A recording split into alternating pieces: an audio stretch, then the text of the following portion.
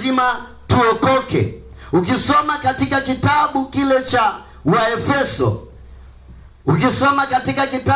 cha Waefeso, sura ile ya 2 na mstari kuanzia wa 8 hadi ule wa 9, Biblia inasema maneno haya: kwa maana mmeokolewa kwa neema, kwa njia ya imani, ambayo haikutokana na nafsi zenu, ni kipawa cha Mungu, wala si kwa matendo, mtu awaye yeyote asijivune.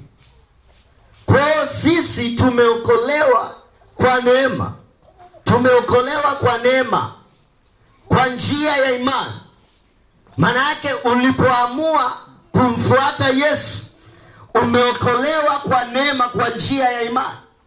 Na hichi kipawa cha wokovu, maana yake hii moja kwa moja ni karama ya Mungu ambao amewakirimia wanadamu ili waweze kuokolewa, waondoshwe katika dimbwi lile la utumwa, waondoshwe katika dimbwi lile la dhambi, waondoshwe katika dimbwi la mateso, waondoshwe katika dimbwi ambalo la mauti.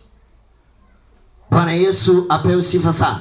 Amen. Kwa anaposema ya kwamba wokovu ni kipawa au ni karama ya Mungu ambayo kwa mwanadamu amepewa bure. Mwanadamu amepewa bure, wala hakugharamikia kitu cha aina yoyote.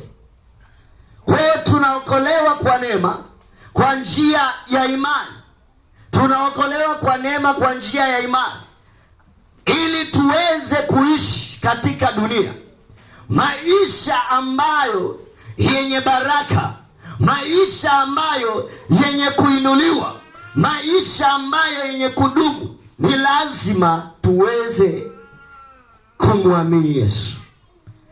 Hiyo ni hatua ya kwanza.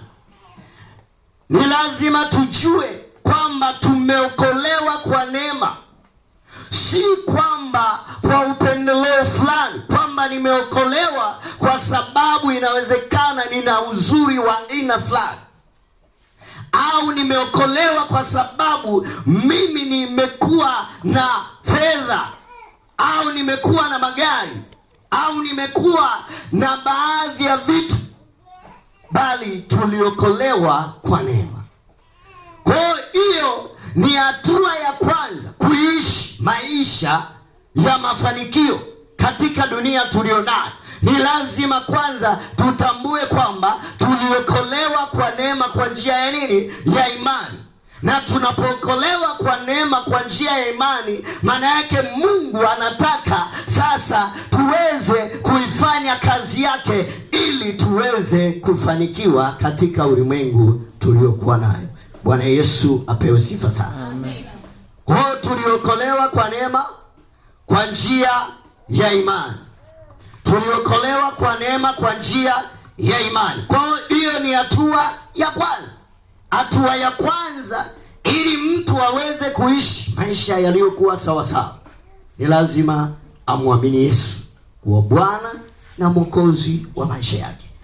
Wapo watu wengi sana ambao wanaweza kusema ya kwamba wanaishi maisha ambayo yenye mafanikio katika dunia, lakini bado hawajamwamini Yesu.